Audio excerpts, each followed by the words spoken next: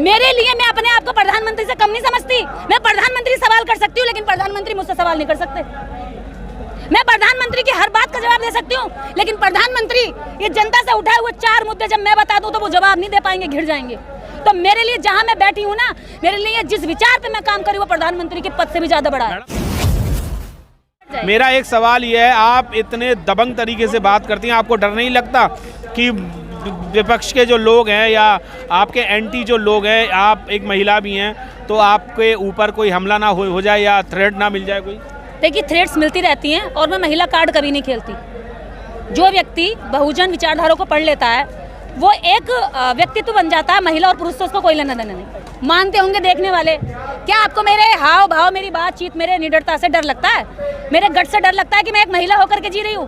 अरे जब बाबा साहब अम्बेडकर जैसी इतनी विशाल विचारधारा मैंने पढ़ ली, तो अब भी मैं महिला रह जाऊँ, अब भी मैं डरी हुई रह जाऊँ, सहमी हुई रह जाऊँ, तो फिर बाबा साहब का अपमान है ये।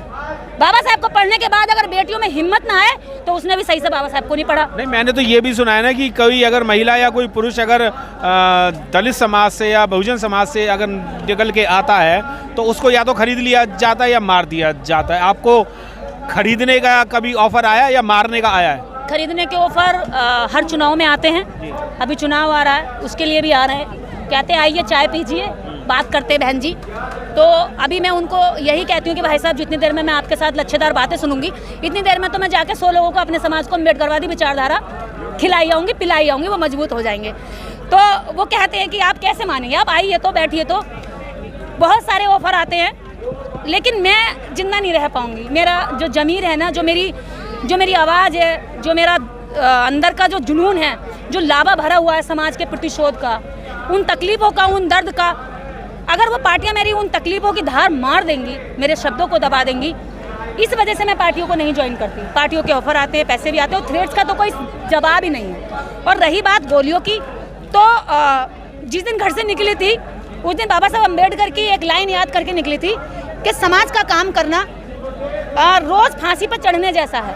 तो आप पता, मैं तो इतने दिन जी ली, 12-13 साल जी ली, अब जो जी रही हूँ मैं तो बोनस जी रही हूँ। फांसी पर चढ़ा दो, गोली मार दो, कहीं पे धक्का मार दो, कहीं गिरा दो, गड्ढे में गिरा दो, अरे तुम्हारे जो मन में आए गाली दे दो, सब कुछ मेरे लिए उपहार स्वरूप बन जाता है। मेरे लिए वो कुछ भी अपराध नहीं है। तुम जो दे सकते हो मुझे दे दो। प्यार दोगे तो ले लूँगी, सम्मान दोगे तो ले लूँगी, गुस्सा दोगे तो ले लूँगी, गाली दोगे तो ले लूँगी।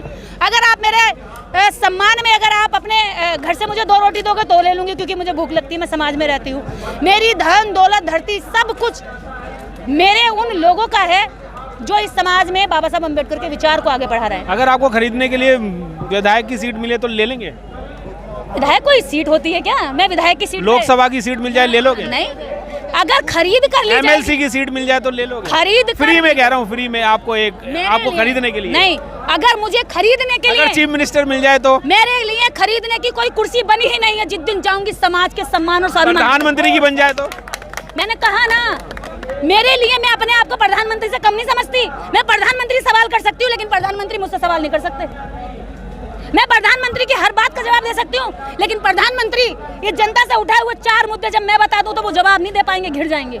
तो मेरे लिए जहां मैं बैठी हूँ ना, मेरे लिए जिस विचार पे मैं काम करी वो प्रधानमंत्री के पद से भी ज्यादा बड़ा है। मैडम, अगर आप प्रधानमंत्री बन जाएंगे तो जो प्रधानमंत्री काम कर रहे हैं, जो समाज हित में काम नहीं कर रहे, देश हित में काम नहीं कर रहे, आप तो कर सकते हैं। आपको पता नहीं है कि इस देश के अंदर प्रधानमंत्री कौन बनाता है? RSS। और आपने खरीदने की बात कही है ना सबसे पहले, तो खरीदने वाली कोई भी कुर्सी नहीं बनी है इस देश के अंदर। बहुजन समाज के लोगों को ज्यादातर खरीदा जाता है, और वो इसलिए खरीदा जाता है क्योंकि वो फेमस हो जाते हैं, और जो फेमस हो जाते हैं या जो बहुजन समाज में काम करते हैं उनकी बोली लगाई जाती है। और बहुत सारे ऐसे अनगिनत लोग हैं बहुजन समाज में जो बिके भी हैं, और जो आपके सांसद हैं जो बैठते हैं वहाँ पर सांसद, वो भी आपके लिए आवाज नहीं उठाते। तो क्या प्रधानमंत्री बनके आप नहीं आवाज अपनी उठा लेंगी? बिकाऊ नेताओं से दुखी होकर ही मैं अपने घर का चूल्हा चाकी छोड़कर समाज को जगाने निकली हूँ कि बिकाऊ नेताओं को नेता मत बनाओ, और अगर ये बिक के चले जाओ तो इनके गिरबान पकड़ सवाल करो। और रही बात मेरे प्रधानमंत्री बनने की, मैं इस देश में जो काम कर रही हूँ ना, वो प्रधानमंत्री से भी ज्यादा बड़ा काम है। मैं प्रधानमंत्री जी क्या कर रहे हैं, बाहर जाकर विदेशों में हीरा दे रहे हैं, वायलिन दे रहे हैं, गिटार दे रहे हैं। भैया यहाँ भूखे मर रहे हैं लोग, यहाँ सिक्योरिटी के लोग सड़कों पे मर रहे हैं। मेरे जैसी कितनी सारी बेटियों के यहाँ पसीना बह रहा है। आपके देश की जनता आपसे जो मांग रही है वो तो दे नहीं रहे। विदेश के लोगों को इज्जत पाने के लिए कभी कुछ दे के आ रहे हो, कभी कुछ दे के आ रहे हो। तुम्हारे पिताजी कमा के रख गए थे यहाँ सारा धन, हमारे टैक्स का पैसा, हमारे पसीने का सारा पैसा होता है। जनता टैक्स जमा करती है तब प्रधानमंत्री की कुर्सी चलती है। प्रधानमंत्री की कुर्सी की भी मेंटेनेंस जो होती है ना, अगर उसकी टांग टूट जाए तो जनता के टैक्स के पैसे से बनाई जाती है। प्रधानमंत्री उस कुर्सी पे बैठ नहीं पाएंगे। तो जनता के पैसे का एक एक सवाल और जवाब करने का जब तक जनता में ताकत क्षमता नहीं आ जाती, जब तक मैं इस जनता के बीच में रहकर काम करना चाहूंगी। आपने अभी एक बात कही कि मैं अपने घर का चूल्हा चौका छोड़ करके समाज को जगाने की कोशिश कर रही हूँ। क्या एक निर्देश काफी रहेगी? देखिए, एक निर्देश, एक नींबू की बूंद 100 लीटर दूध ले लो और एक नींबू की बूंद, सिर्फ एक बूंद कह रही हूँ मैं, 100 लीटर दूध में डाल देना तो 100 लीटर दूध को काम का नहीं छोड़ती है। ठीक है, मैं वही नींबू की बूंद, ठीक, और अगर एसिड में चलेगी तो और ज्यादा एसिड हो जाऊंगी। अच्छा, एक चीज और होती है, मैंने कई बार ये सुना है, मैंने गांव देहात में भी और शहरों में भी सुना है कि पुरुष जो हैं वो महिलाओं को ये कहते हैं, अरे तू रोटी बना, मैं अभी आया।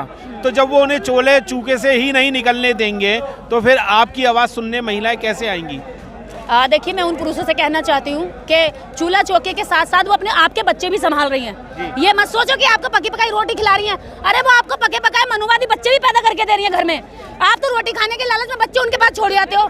भैया, वो केवल चूल्हा चौका संभाल नहीं रही है, वो आपके बच्चों के अंदर हमारे मनुवादी दुश्मन एजेंट की विचारधारा को भी डाल रही है। बेटा, ये है देवी मैया, पूजा कर। बेटा, ये है कृष्ण जी, ये जो हाथी में लोग कपड़े ले आते थे, और ये भगवान जी, ये पूजा कर। अरे भैया, जब हमारा बच्चा कृष्ण की पूजा करेगा और ऐसे देवी देवताओं की पूजा करेगा जिनके चरित्र बहुत गिरे हुए थे, जिनके बारे में उनके धर्म ग्रंथों में खुद पढ़ा है हमने, तो भाई ये बताओ फिर अम्बेडकरवाद विचारधारा का यहाँ पे प्रचार करने का कोई मतलब रह जाता है? मतलब हम तो लड़ाई लड़ने जा रहे हैं अम्बेडकरवाद की जंग, और वो कर रही है हमारे बच्चों को जंग से पूरा युक्त।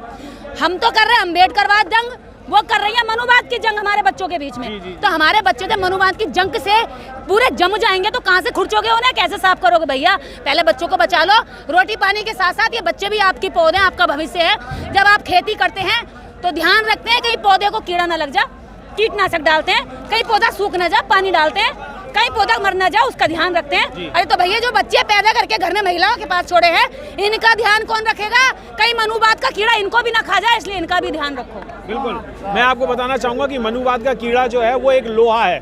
जी हाँ, बिल्कुल, लोहा बेशक स्ट्रांग जरूर होता है, पर लोहा अपने आप को ही खाता है। और वही जंग जो है वो हमारे समाज में भी आ चुका है कि लोहा हम लोग बन तो रहे हैं, पर हम लोहा जो बन रहे हैं वो जंग वाला बन रहे हैं, और जंग ही लोहे को खा जाता है, लोहा ही जंग को खा जाता है, अपने आप को खाता है। तो हमें आज लोहा नहीं, हमें आज स्टील बनना है और स्ट्रांग बनना है। जब भी बहुजन समाज आगे बढ़ेगा और बहुजन समाज के हित में पूरे भारत में काम होगा। जय भीम, नमो बुद्धाय। मिलेंद्र गौतम, जंतर मंतर से।